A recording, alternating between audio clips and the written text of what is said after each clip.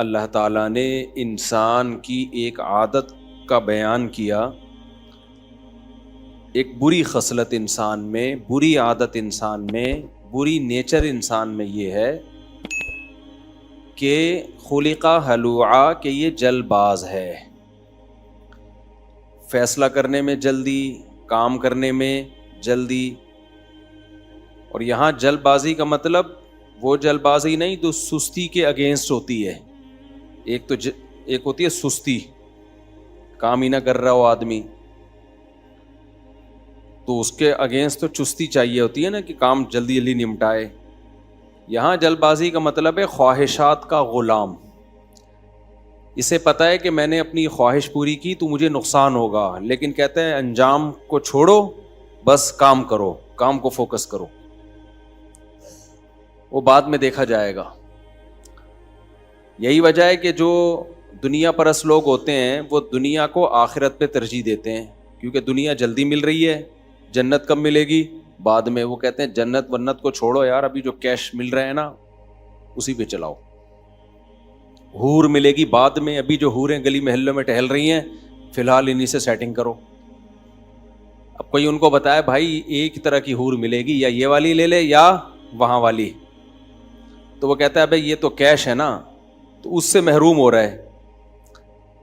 تو بھائی تھوڑا صبر کر لو، اللہ نے اس سے زیادہ اچھا تمہارے لیے تیار کر کے رکھا ہے، یہ کچھ بھی نہیں ہے، یہ کچھ بھی نہیں، ان کی 2 ٹکے کی اوقات نہیں ہے ان کے مقابلے میں۔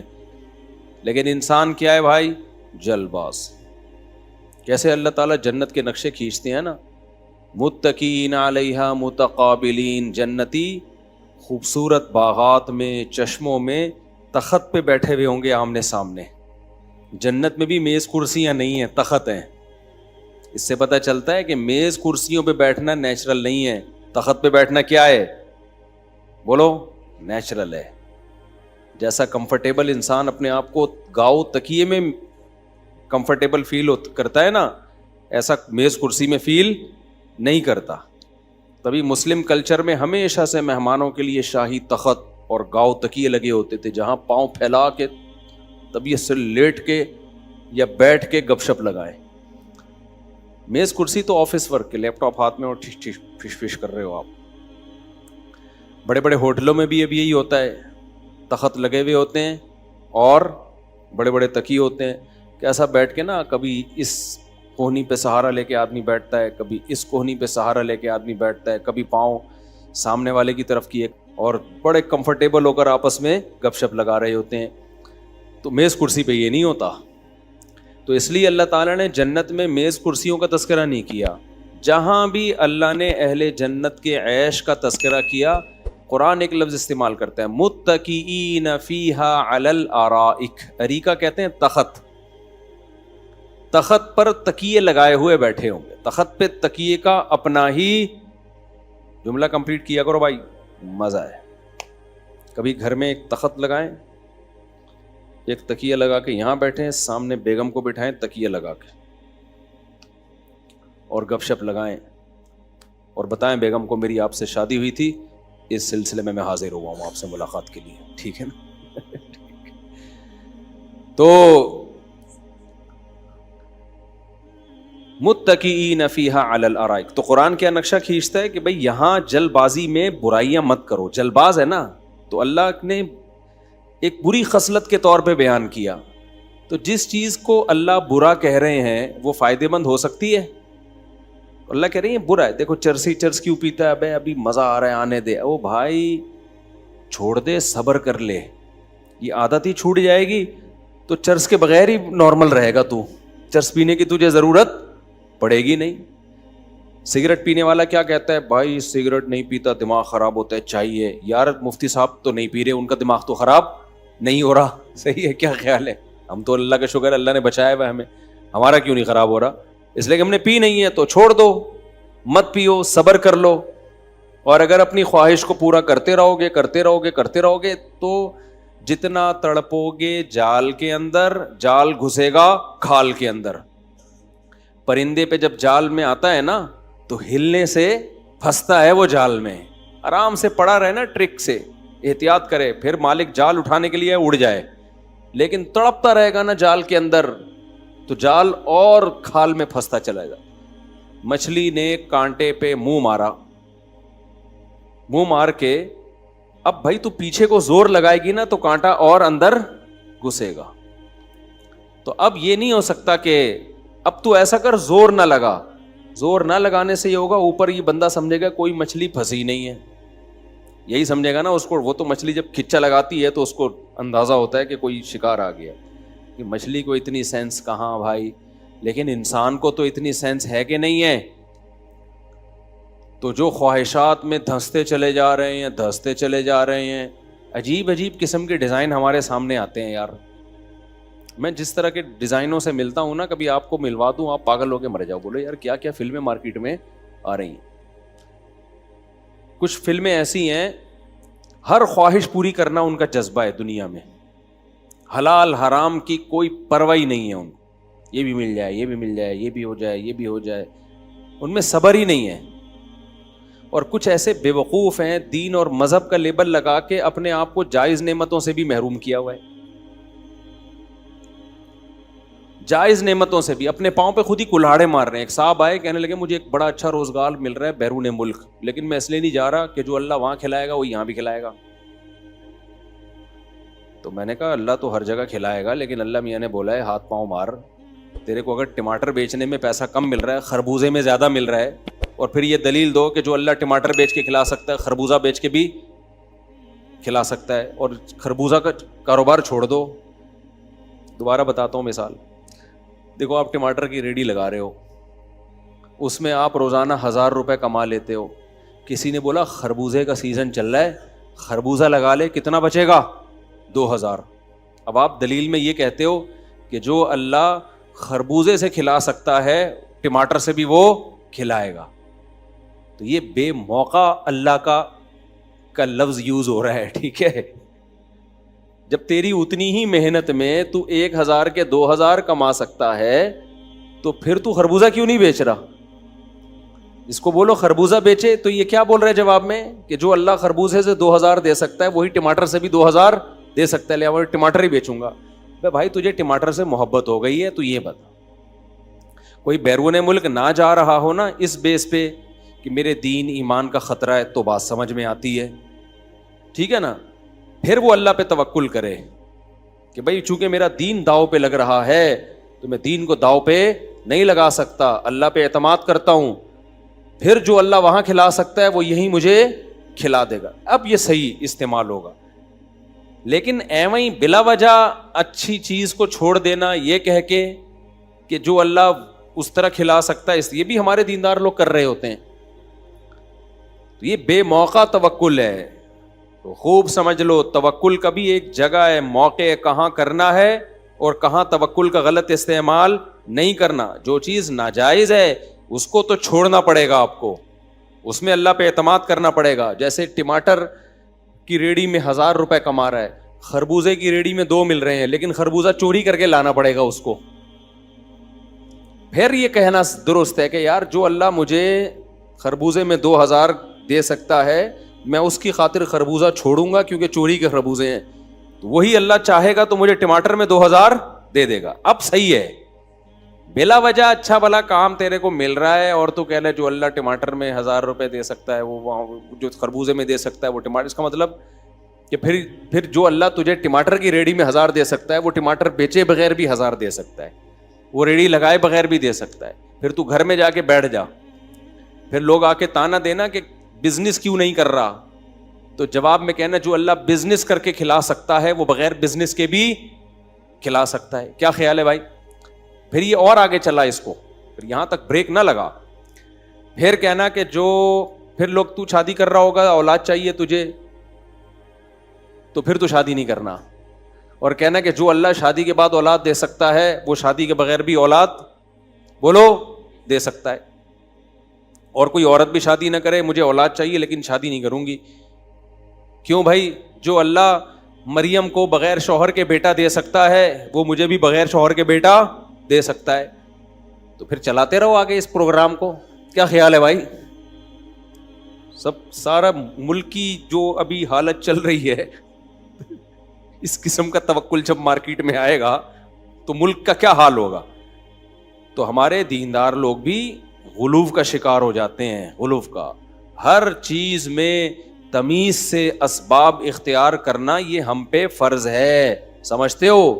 تو خیر بات کہاں سے کہاں چلی گئی, تو میں آپ سے عرض کر رہا ہوں کہ فرعون نے جو کہا تھا نا کہ جو میری کھوپڑی ہے اس کے علاوہ کسی کی کھوپڑی ٹھیک نہیں ہے, تو یہ فرعونیت آج کل کے مذہبی اسکالرز میں ہول سیل کے حساب سے پائی جاتی ہے.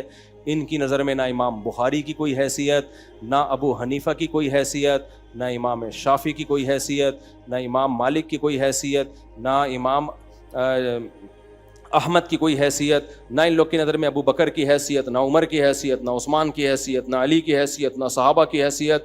یہ کہتے ہیں میں نے قرآن اپنی کھوپڑی سے سمجھا ہے, میں کسی کو فالو نہیں کرتا. تو سمجھ لو کہ جس قسم کے سافٹ ویئر فرعون کی کھوپڑی میں انسٹال ہوئے تھے ان میں ایک سافٹ ویئر بچ گیا تھا, کہیں انسٹال ہو نہیں رہا تھا, تو وہ ایسے اسکالر کی کھوپڑی میں یا تو وہ یا اس کی کاپی انسٹال ہو گئی. نہیں آئی میرا خیال ہے بات. تو کہ جو جلباز ہوتا ہے نا وہ خواہشات کا غلام ہوتا ہے. تو فرعون کو چاہیے تھا نا تھوڑا سوچ لیتا کہ بھائی تیرے پاس کون سے الگ سافٹ ویئر آ گئے ہیں, تھوڑا غور کر لو. وہ جو نیوٹرل نوجوان تھا جو فرعون کو تبلیغ کر رہا تھا وہ یہ تھوڑی کہہ رہا تھا کہ موسیٰ پر ایمان لے آؤ, وہ کہہ رہا تھا یار یہ بھی تو ہو سکتا ہے کہ سچے نبی ہوں, تم نے یہ لازمی فرض کیوں کر لیا کہ جھوٹے نبی ہیں؟ پاسبل تو ہے نا, اس بات کا امکان تو ہے نا کہ ہو سکتا ہے سچے ہوں, تو ایسا نہ ہو ہم پہ اللہ کا عذاب آ جائے. تو فرعون نے جواب میں کیا کیا کہ میری کھوپڑی میں کبھی غلط بات نہیں آتی اور میں تمہیں وہی بتاؤں گا جو بالکل 100% ٹھیک ہو. تو یہ فرعون ایسا کیوں کر رہا تھا؟ یہ خواہشات کی غلامی. تو خلاصہ کلام کا کیا نکلا کہ فرعون بھی خواہشات سے مغلوب ہو کے کیا کر رہا تھا؟ جلبازی. بھائی تو تھوڑا سا غور کر لیتا نا, ہو سکتا ہے یہ بندہ کیا کر رہا ہو. اچھا اس نوجوان کی حالت دیکھیں, اس میں جلبازی نہیں تھی. وہ بھی یہ کر سکتا تھا کہ ڈائریکٹ فرعون کو تبلیغ کرنا شروع کر دے کہ ایمان لے آئے اس کے اوپر, لیکن اس کو پتا تھا اگر میں نے ڈائریکٹ تبلیغ کر دی نا کہ ایمان لے آؤ, فرعون ایمان لائے نہ لائے میری گردن اڑا دی جائے گی. بعض لوگ یہاں بھی جذباتی ہوتے ہیں, بس حق ڈنکے کی چوٹ پہ جا کے بیان کر دو. بھائی تو ڈنکے کی چوٹ کے بغیر بھی بیان کر سکتا تھا, تمیز سے بھی بتا سکتا تھا, اس سے نقصانات کا ریشو کم ہو جاتا, فائدے کا ریشو بڑھ جاتا. تو اس نے جلد بازی نہیں کی, بعد میں اپنے ایمان کا اظہار تو کیا اس نے, شروع میں بڑے آرام سے کہ بھائی دیکھ لیں میں بھی ہو سکتا ہے یہ ٹھیک ہو تو ہم غور کر لیتے ہیں. تو لیکن اس کی کھوپڑی میں نہیں آیا فرعون کی, دماغ اس کا پاگل ہوا تھا فرعون کا. تو خیر اس کا تو اب تو بیچارے کا بیڑا ہی غرق ہو گیا, پروگرام ہی اس کا سارا ختم ہو گیا فرعون کا. مصر میں رکھا ہوا ہے ایسے ہی یوں کر کے لیٹا ہوا ہوتا ہے, ویڈیوز لوگ ڈال رہے ہوتے ہیں اس کی, اور بزبان حال بتا رہا ہوتا ہے کاش تھوڑا سا میں اس نوجوان کی بات پہ غور کر لیتا, کچھ کمپرومائز کر لیتے, کچھ مکمکا کر لیتے. دماغ ہی خراب ہو گیا تھا فرعون کا. جس کے پاس طاقت قوت زیادہ آتی ہے نا, اکثر ان لوگوں کی کھوپڑی آؤٹ ہونے کا چانس. ہاں اب مجھے یاد آ گیا, تو میں اس پہ بتا رہا تھا کہ جس کے پاس طاقت ہوتی ہے نا وہ کسی کی سنتا نہیں ہے. تو وہ امریکہ اور پاناما کی بات آئی تھی نا, تو وہ یہاں سے اب مجھے آ گئی بات کہ فرعون کے پاس اس وقت تھی پاور. تو فرعون کو کتنی معقول مشورہ دیا گیا اس رجل مومن کی طرف سے, کتنا معقول کہ بھائی ہم مشورہ کر لیتے ہیں, اس پہ غور کر لیتے ہیں, ہو سکتا ہے یہ ٹھیک ہو. لیکن ڈنڈا کی طاقت تھی. فرعون نے فوراً کہا میں جو کہوں گا وہی 100% کیا ہوگا ٹھیک. سارے ایک دم چپ کر کے دبکے بیٹھ گئے. ٹھیک ہے کیا حضرت, جیسے آپ فرمائیں. تو جو بڑی طاقتیں ہیں نا وہ بتاتی ہیں کہ اس وقت اس ملک کے حالات بہت خراب چل رہے ہیں. اگر ہم نے یہاں 32 ہزار ٹن وزنی بم گرا کے ان کا بیڑا نہیں غرق کیا نا تو ان کا بیڑا نہ غرق ہو جائے کہیں. سمجھ میں آ رہی ہے بات؟ یعنی بڑی طاقتوں کا غریب ملکوں کے ساتھ ہوتا کیا ہے کہ ان ملکوں کے حالات بہت خراب ہیں. اس لیے ہماری یہ ذمہ داری ہے کہ ہم ان پہ بڑے بڑے بم گرا کے ان کی ایسی کی تیسی کریں, ورنہ ایسا نہ ہو کہ ان بیچاروں کا بیڑا غرق ہو جائے. ٹھیک ہے نا. جیسے عراق کا کہہ رہے تھے کہ بیڑا نہ غرق ہو جائے, صدام بڑا ظلم کر رہا ہے, عراق کی ایسی کی تیسی ہونے والی ہے, لہذا 27 بڑے طاقتور ملکوں نے عراق پہ اتنے بم گرائے, ان کے کیل کے تنویں تباہ کر دیے, ہزاروں بچوں کو بھوک سے مار دیا تاکہ عراق کے حالات کیا ہو جائیں, ٹھیک ہو جائیں. نہیں آئی میرا خیال ہے بات, ٹھیک کہاں ہوئے, جو بیڑا کیا ہو گیا. اتنا تو صدام ظالم نہیں تھا. ایک انگریز کی مجھ سے نا بحث ہو رہی تھی انٹرنیٹ پہ, اس نے کہا تم مسلمان لوگ جو ہے نا وہ ہو, اس وقت افغانستان میں امریکہ نے بمباری شروع کی تھی, تو اس وقت یہ باتیں بھی چل رہی تھی کہ یہ مسلمان غیرت کے نام پہ عورتوں کو قتل کرتے ہیں, لہذا پھر بم برساؤ, یہ کرو وہ کرو. تو ان دنوں میں نا کسی گورے کی مجھ سے چیٹنگ ہوئی, اس نے کہا کہ مسلمان غیرت کے نام پہ عورتوں کو قتل کرتے ہیں, اس لیے امریکہ نے افغانستان میں بمباری کی ہے. میں نے کہا یار فرض کرو اگر غیرت کے نام پہ ان لوگوں نے عورتوں کو قتل کیا ہے, ان کی ایک لسٹ بناؤ, اور تم نے جو قتل روکنے کے لیے بم برسائے ہیں نا اس کی لسٹ بناؤ. وہ ایک بم سے اتنے عورتیں مر گئی ہوں گی ایک ہی دن میں کہ وہ 100 سال میں اتنے قتل نہیں ہوئے ہوں گے. تو یہ کیا, بس جس کی لاٹھی اس کی بھینس, جو پاور. گھر میں بھی یہی ہے, آپ چرس پیو آپ کو صلواتیں سننے کو ملیں گی, آپ بری حرکتیں کرو صلواتیں, لیکن اگر آپ پیسہ کما کے لا کے دینا شروع کر دو, پھر چرس چھوڑ ہیروئن پہ آ, پھر گھر میں آپ کو تانا نہیں, اب آپ پاورفل ہو گئے ہو. اب پتہ ہے گھر والوں کو بھائی اس سے ہماری دال پانی کیا ہو گئی ہے, وابستہ. یہ میں اتنی ڈیٹیل آپ کو پتہ ہے کیوں بتا رہا ہوں, اس لیے تاکہ طاقتور بننے کی کوشش کرو. سمجھتے ہو اس زمانے میں کمزور کا پوچھنے والا کوئی نہیں ہے. پیسہ کمانے کا جائز طریقے سے موقع ملتا ہے تو یہ نہ کہا کرو جو اللہ خربوزے سے کھلا سکتا ہے, ٹماٹر سے کھلا سکتا ہے, وہ خربوزے سے بھی پہلے ہی ہمارا پروگرام بڑھا ہوا ہے اور زیادہ بڑھ نہ جائے. تو ملک کو بھی مضبوط بنانے کی کوشش کرو, خود بھی مضبوط بننے کی کوشش کرو. دیکھو میں بہت نالائق انسان ہوں, میں اپنی تعریفیں نہیں کرتا, مجھے پتہ ہے میرے اندر کتنی برائیاں ہیں, لیکن کچھ چیزیں موٹیویشن کے لیے بتانی پڑتی ہیں. ہم کیوں دندناتے پھر رہے ہیں, ہم نے کیوں دوسری شادی کی, تیسری کی, کسی سے ڈرے نہیں, اس لیے کہ کسی سے قرضہ لیا ہی نہیں آئی بات. کبھی ایسا نہیں کہ کوئی پریشانی آئی تو سسرال سے 5 روپے مانگے ہوں. کیا خیال ہے, مانگ لیتے تو کر لیتے, پھر دوسری کے بعد تیسری کر لیتے, تیسری کے بعد چوتھی کر لیتے. سسرال کہتے کم بخت, جب مسئلے آتے ہیں تو ہم سے پیسے لے. حالانکہ میرے اوپر مسئلے آئے ہیں, ایسا کون دنیا میں ہوتا ہے مسئلے نہ آئے ہوں. میرے گھر والے ایک ونس اپون اے ٹائم بیمار تھے اور مجھے پیسوں کی شدید ضرورت تھی, سسرال کی طرف سے آفر بھی تھی لے لے. میں نے کہا نہیں بھائی میرے پاس بہت پیسہ ہے, حالانکہ نہیں تھا. اب کیا کیا میں نے, کیا کیا بیچا, بکری داؤ پہ بکری, میں نے کہا بکری سے جا, میں نے تجھے اللہ کے لیے بکری بیچ دی, اور پتہ نہیں کیا کیا بیچا, میں مجھے بھول گیا میں, تو پرانا قصہ ہے, پیسے نہیں لیے.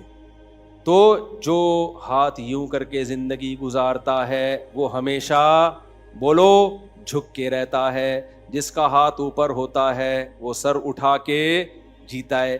ہاتھ اوپر ہونے کا مطلب یہ نہیں کہ کروڑ پتی بن جاؤ آپ, غریب آدمی بھی ہاتھ اوپر اٹھا کے جی سکتا ہے. ہاں اپنا حق لینے میں گڑبڑ نہ کیا کرو. اب ایسا نہیں ہو کمپنی آپ کو تنخواہ دے رہی ہے نہیں دے رہی, آپ کہ ہم کبھی کمپنی کے سامنے ہاتھ نہیں, اپنا حق لینا ہاتھ پھیلانا نہیں کہلاتا, کیونکہ آپ نے اس کی خدمت کی ہے, کام پورا کیا, تو اب آپ کا رائٹ ہے, پھر تو کیس بھی کرو. آج ایک بندہ آیا میرے پاس کہ میرا بھائی جو ہے نا چھوٹا بھائی وراثت کھا گیا, یہ کر رہا ہے وہ کر رہا ہے, شاید پتہ نہیں وہ بیٹھے ہوئے وہی تھے یا کوئی اور تھے, آپ کی شکل کے تھے, آپ نہیں ہیں لیکن آپ کی شکل کا بندہ تھا. میں نے کہا کیس کر دے بھائی. کہہ رہے میرا چھوٹا بھائی ہے. میں نے کہا نکال پیسے اپنے. چھوٹا بھائی کا یہ مطلب ہے الو بنا کے پیسے پھوڑتا جا رہا ہے, تو اپنا حق نہ چھوڑا کرو, کیونکہ اس سے حرام خوری کا موقع لوگوں کو اور ملتا ہے. میں بھی نہیں چھوڑتا اپنا. ایک آدمی نے مجھ سے صرف 7,000 روپے لیے تھے, دے نہیں رہا تھا. میں جب ٹائم آیا نا, میں اس کے گھر جا کے, اتنا بدتمیزی انسان اللہ معاف فرمائے, یعنی میں اپنے بارے میں کہہ رہا ہوں, میں اس کے دروازے پہ جا کے بیٹھ گیا. میں نے کہا دے بھائی تو. کہہ رہا کیا ہو گیا, میں کہیں لے کے بھاگ رہا ہوں. میں نے کہا بھاگ ہی تو رہا ہے نا, اگر نہیں بھاگنا ہوتا تو دے دیتا ٹائم پہ. تو میں بیٹھ گیا. حالانکہ مجھے کوئی زیادہ ضرورت نہیں تھی, لیکن مجھے لچڑ لوگ پسند ہی نہیں ہے, پتہ نہیں کیوں. لچڑ آدمی کے پاس میرا دل نہیں چاہتا کہ 1 روپیہ بھی چھوڑو. جو لالچ کر کے پیسے لے رہا ہے نا, گھما پھرا رہا ہے, اس کو دو ہی نہیں, اس سے نکلواؤ. اور فقہاء نے بیان کیا کہ اگر کوئی تمیز سے پیسے نہیں دے رہا نا, ٹیڑھی انگلی سے بھی گھی نکال سکتے. اس کی کوئی چیز رکھ لو, بیچ کے اپنا پیسہ پورا کر لو. میرے پاس لوگ آتے ہیں الحمدللہ, بہت الٹے مشورہ بھی دیتا ہوں میں, اللہ کا بڑا فضل ہے. لوگ آتے ہیں کہ میرے 6 مہینے سے پیسے کھا کے بیٹھا ہوا ہے, تو اس کی بائک میرے پاس آئی ہے, کیا کروں؟ میں نے کہا پی جا. میں نے کہا اتوار بازار میں بائک جا کے بیچ دے, جتنا تیرا پیسہ بنتا ہے رکھ لے, باقی پیسے لے جا کے پکڑا دے. اس کے بغیر پیسے نکالنا ممکن نہیں. ایک آپ کو بتاؤں, ایک آدمی نا احمقوں کی فہرست تیار کر رہا تھا, لسٹ تیار کر رہا تھا, بڑے سب سے بڑا احمق کون, اس سے چھوٹا کون. تو ایک دن کیا ہوا, اس کے پاس کوئی بندہ آیا, 1,00,000 روپے چاہیے, اس نے دے دیے. بعد میں اس کو خیال آیا کہ یار میں تو بڑا بے وقوف, مفتی صاحب نے اتنے بیانات بھی کیے کہ اس زمانے میں جو پیسہ دے وہ بے وقوف ہے, اس امید پہ کہ واپس ملیں گے, صدقے کی نیت سے دے دو الگ بات ہے. تو اس نے کیا کہا کہ یار میرے بیان سنے ہوں گے, اس نے کہا یار سب سے پہلے نا میرا نام ڈال دے احمقوں کی لسٹ میں.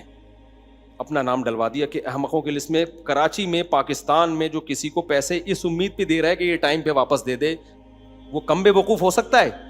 بہت بڑا بے وقوف. اس نے کہا بے وقوفوں اور احمقوں کی فہرست میں سب سے پہلے نمبر پہ کس کو ڈال دے؟ میرا نام. پھر اور بھی بے وقوف لکھے اس نے نیچے. کیا ہوا, ایک ہفتے بعد وہ بندہ پیسے واپس لا کے دے دیے اس نے. اس نے کہا میرا ہٹا کے اس کا نام ڈال بھائی, تو ہٹا دے. اس نے کہا میں سمجھ رہا تھا میں ہی بہت بڑا بے وقوف ہوں, اب مجھے پتا چلا کہ مجھ سے بڑے بڑے بھی دنیا میں, یعنی مطلب یہ تھا کہ میں اس سے نہ لیتا تو یہ کیا کر لیتا. یہ بے وقوف سمجھ رہا ہے کہ یہ شاید میں زبردستی نکلوا لوں گا. کون نکلوا سکتا ہے بھائی؟ تو جو یہ تو خیر لطیفہ ہے, اس کو سیریس نہ لیں. لچڑ لوگ جو ہے نا, لچڑ, ان کے پاس کبھی بھی 1 روپیہ بھی مت چھوڑو. لچڑ پنا ہے کیا؟ یہ بھی جلد بازی ہے. یہ سارے بیان میرا جلد بازی کے خلاف ہی ہو رہا ہے. میں اس کی ایک مثال دیتا ہوں.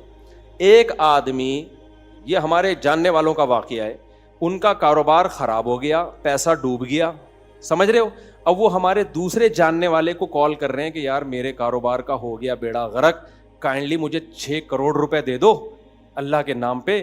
تو مجھے کاروبار کرنا تو آتا ہے, بزنس کروں گا, 6 مہینے میں کروڑ بھی واپس کر دوں گا اور پروفٹ آدھا آدھا ڈیوائڈ کریں گے. ان کی قسمت اچھی تھی, انہوں نے مجھے فون کر لیا کہ مفتی صاحب یہ بڑا نیک آدمی ہے, 6 کروڑ روپے مانگ رہا ہے, اور کروڑوں کا اس نے بزنس کیا بھی ہے. 6 کروڑ یا 7 کروڑ مانگ رہا ہے, اور بزنس کیا بھی ہے اس نے دبا کے. اب بیچارے کا حالات آ گئے, نقصان ہو گیا, تو ظاہر ہے پیسہ چاہیے, پیسہ ہے نہیں اس کے پاس. میں نے اس سے کہا, میں نے کہا اس سے پوچھو یہ رہتا کرائے کے گھر پہ ہے یا اپنے گھر پہ رہتا ہے؟ میں نے کہا پوچھا تو کہا تھی اپنا ذاتی گھر ہے. میں نے کہا اس سے پوچھو یہ گھر کی قیمت کتنی ہے؟ تو پتا چلا جی 10 کروڑ. میں نے کہا اس سے بولو کہ ایسا کریں کائنڈلی یہ 10 کروڑ کا گھر بیچیں, 6 مہینے کے لیے کرائے پہ آ جائیں. اگر کرائے پہ کوئی گھر نہیں دیتا تو مفتی طارق مسعود صاحب آپ کو گھر دلوا دیں گے کرائے پر. نہیں تو میں نے کہا آپ بولو کہ ہمارے گھر ہی رہ لینا تھوڑے دن, دوست ہے نا, تو 6 مہینے کی رکھ لو اس کو, یا 6 مہینے کی کرائے پہ رہ لیں آپ, اور 10 کروڑ کا جب گھر بکے گا اس میں 6 کروڑ لگائیں بزنس پہ. وہ 6 کروڑ ہو جائیں گے بقول ان کے 12 کروڑ 6 مہینے میں. تو جب 12 کروڑ ہو جائیں گے تو 6 کروڑ کا گھر دوبارہ خرید لینا, اور وہ 6 کروڑ جو پروفٹ ہوگا اس میں جو انہوں نے 3 کروڑ آپ کو دینا تھا وہ بھی کہنا آپ ہی رکھیں. آہا مزہ آ گیا کہ نہیں آ گیا؟ کتنا بہترین پیکج. وہ 3 کروڑ مجھے دینے کی ضرورت میں بولو نا نہیں ہے. میں نے کہا ان کو بولو یہ مفتی طارق مسعود صاحب نے ایسا بہترین پیکج بتایا ہے نا کہ وہ جو 3 کروڑ 12 کروڑ کما کے آپ نے مجھے دینے تھے وہ بھی, یہ دل کس کا ہوا؟ ہمیشہ کے لیے آپ کا ہو گیا. صحیح ہے نا. یہ 3 کروڑ بھی کس کے ہو گئے؟ آپ کے ہو گئے. مجھے پتا تھا وہ بلک بلک کے روئے گا. کمبختو تمہارے پاس جب تک پراپرٹی ہے تو دوسرے کا پیسہ ریورس کیا. میں نے گالی بڑی مشکل سے ابھی منہ سے نکل رہی تھی, مجھے پھر غصہ بہت آتا ہے. لچڑ پنے پر جتنا مجھے غصہ آتا ہے نا اتنا کسی چیز پہ نہیں آتا. آدمی جو ہو نا وہ ہو نا, نظر وہی آنا چاہیے. 2 نمبریاں کیوں کر رہے ہو لوگوں کے؟ اپنے دوست کے ساتھ تم فراڈ کر رہے ہو, دوست کے پیسے ڈبو رہے ہو تم بزنس میں. وہ بیچارہ سیدھا آدمی, اس نے مجھ سے مشورہ لے لیا. میں نے کہا مرے گا. اگر اس کو 100% یقین ہوتا نا یہ 6 کے 12 ہو جائیں گے, یہ اپنی پراپرٹی بیچ کے سارا پروفٹ خود رکھتا. تو اب اس نے میرے مشورے پر اس کو فون کیا. میں نے کہا میرا نام نہیں لینا. وہ تو میں نے شروع میں کہہ دیا نا مفتی طارق مسعود کہہ رہے ہیں, لیکن میں نے کہا میرا نام نہیں لینا ورنہ میرے لیے بددعائیں کرے گا. تو پھر اس نے جب فون کیا نا تو فون پہ اس نے کہا دیکھیں میں اپنا گھر نہیں بیچنا چاہتا, ایکچولی پراپرٹی تو میرے پاس اور بھی ہے, وہ ایک گھر فلاں جگہ بھی ہے, لیکن دیکھیں میں چاہتا نہیں ہوں کہ پراپرٹی بیچوں, یہ میری ضرورت کی ہے. اٹ از کالڈ لچڑ پن. سمجھتے ہو؟ تو نے دیواروں پتھروں سے اتنا دل لگایا ہوا ہے, یہ تیرے کو پتہ نہیں کوئی کس میں کوئی بزرگ نے تیرے کو ہبہ کی تھی, یا کوئی زمزم کوئی مکہ مدینہ کے پتھروں سے اس کو بنایا گیا ہے. کیوں نہیں بیچنا چاہتا بھائی تو؟ تو یہ بھی لالچ ہے. یہ کیا ہے؟ یہ بھی جلد بازی کہ ایک دم کسی کا پیسہ لگے, رسک میں بالکل بھی نہ لوں تاکہ ڈوبے تو اگلے کا ڈوبے, ہمارا نہ ڈوبے, ہمیں کچھ نہ, ہم بیٹھ کے پیڑے کھائیں خالی. یہ ساری غیر اخلاقی حرکتیں انسان میں جب پیدا ہوتی ہیں جب وہ قناعت اور صبر سے کام نہیں لیتا, جلد بازی سے کام لیتا ہے. غیر اخلاقی حرکت مت کرو. آپ بولو کوئی بات نہیں, جتنا پیسہ اللہ نے مجھے دیا ہے میں اسی سے بزنس کروں گا. سمجھ رہے ہو؟ اللہ کھلانے والا ہے. جو دوسرے کا پیسہ بھیک مانگ کے مجھے ملے گا, جو اس سے مجھے پروفٹ دے سکتا ہے, وہ مجھے میرے پیسے سے بھی پروفٹ دے سکتا ہے. ایسے موقع پہ توکل کیا ہے؟ لازم ہے. اگر وہ پھر وہ خبردار ہو گئے نا, انہوں نے نہیں دیے, اس کا تو پروگرام بھی بیچارے کا اڑ گیا بیچارے کا. تو یہ بہت مجھے غصہ اس پہ نہیں آ رہا تھا جو دے رہا ہے مجھے, کہ تم اپنے دوست کو کیوں بیوقوف بنا رہے ہو. اگر بالفرض پروفٹ ہو بھی جائے تو جب تک اپنا آپ کر سکتے ہو, آپ کیوں دوسرے سے, کہ اس میں امکان تو ہے نا ڈوبنے کا, اس سے دوستی خراب ہوگی کہ نہیں ہوگی, تو رشتوں کی کوئی ویلیو نہیں ہے, 2 ٹکے کی رشتوں کی ویلیو نہیں ہے. تو یہ بہت بری حرکت ہے. تو یہ ساری چیزیں انسان میں جو غیر اخلاقی چیزیں آتی ہیں, یہاں سے پیسہ گھسیٹ لوں, اس کا پیسہ لے لوں, یہاں سے نکلوا لوں, یوں کر کے ایسے کر لوں, پھر سسرال سے پیسے لے لوں, پھر یہ پرابلم آئی ہے. تو یہاں بھائی جتنے جیب میں ہیں قناعت کر کے سر اٹھا کے زندگی گزارو, اور توکل کس پہ کرو؟ اللہ پہ, کہ جو اللہ ادھار لے کے کھلا سکتا ہے وہ ادھار لیے بغیر بھی کھلا سکتا ہے. تو اس سے آپ کیا ہوگا؟ آپ سر اٹھا کے گریبان کھول کے گھومو گے. سمجھتے ہو؟ سر اٹھا کے جیو گے اور گریبان کھول کے گھومو. میں تو ایسے نہیں کھولتا کہ پسلیاں نظر آتی ہیں, اندر کی رپورٹ اتنی اچھی ہے نہیں, بہت باریک سا ہوتا جا رہا ہوں میں دن بدن. تو اللہ تعالیٰ سمجھنے کی عمل کی توفیق عطا فرمائے. پھر انشاءاللہ سنتوں کے بعد ہم تھوڑی دیر بیٹھیں گے, تھوڑی دیر سوال جواب کا سیشن ہوگا. اللہ تعالیٰ ہمیں سمجھنے کی عمل کی توفیق عطا فرمائے.